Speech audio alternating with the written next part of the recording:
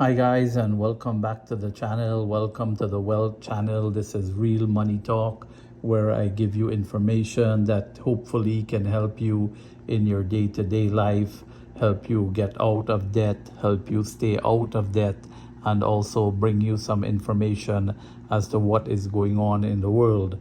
Today, actually, I wanted to talk a little bit about what's happening in Toronto and more particularly in Canada. And as many of you know, the Toronto market, the condo market, the housing market has pretty much crashed.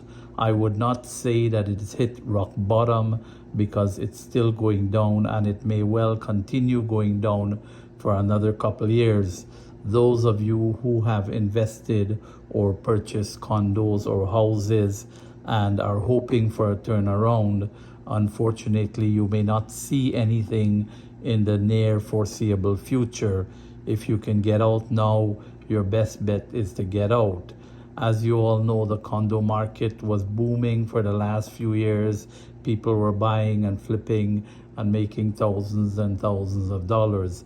And as a result, it pushed many people out of the market who would have really wanted to buy something to live in. But in any event, the condos that were being built were not even livable, as they were pretty much just very small 20 by 20 shoe boxes where you could pretty much just fit a bed and nothing much more in there. Some people were buying them and living in it, but paying exorbitant rents where you were getting a one bedroom for $2,000, $3,000. Another a very incriminating problem with these condos and a law in Ontario was that once the condo is a newly built condo, the landlord had the option to raise the rent at a whim, and your rent could go from $2,000 to $4,000 at the end of your lease. Unlike older condos and older rental apartments, the standard rent can only be raised by a few percentage points per month. This is one thing also that pushed a lot of renters out of the market. But in any event, when you look at the overall economic situation in Canada, what you're going to realize is that the economy itself is on a downward spiral. And this is in part due to the exorbitant amount of immigrants that were allowed to come in during the Trudeau administration. And many people will know that there were so many immigrants coming in, particularly students and some older people. And it was very evident because when you would go to any of the Tim Hortons, you go to the McDonald's, you go to any store, even the grocery stores, you go to Freshco, anywhere, all you would see is a lot of these immigrants working. And many of them could not even speak proper English. There was a scam going on where a lot of especially Indian students were coming to Canada on fake work or fake school visas and working rather than going to school. So they were actually sucking up all of the jobs all over Canada. And these jobs, which normal people would have been taking, Canadians would have been taking, or students studying Canadians would have been taking, those part-time jobs have all disappeared or had all disappeared. And this is something that pushed the job market to the brim. And as a result, many people ended up out of work.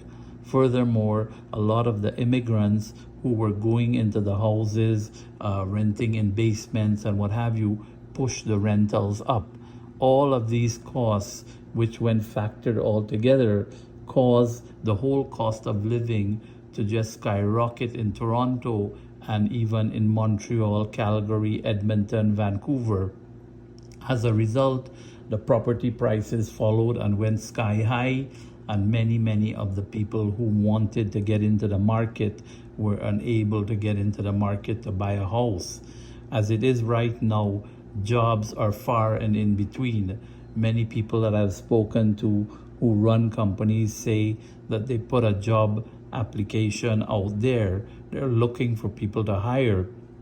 And what they find is that they'll get thousands of applicants applying for a minimum wage job. So there's very few jobs out there. I wanted to talk about this condo situation and also talk about what's happening with the Canadian economy. There's no real solution to it. All I can tell people is you have to really check your dollars, be very careful how you spend, and in a few years it may recover. The condo market is not going to recover very soon because there's many unbuilt condos, many condos coming up for closing which may not close. There's a lot of people whose mortgages are renewing in 2026, and these people are going to find that their mortgages have gone sometimes as much as doubled, and this is going to cause them a lot of grief and even further push the market. So this video, as I said, I was just talking about the condo market in Canada. Wanted to give some people a little bit of idea of what's going on. Hopefully this gives you some information. It helps you along, and I'll talk to you in the next video.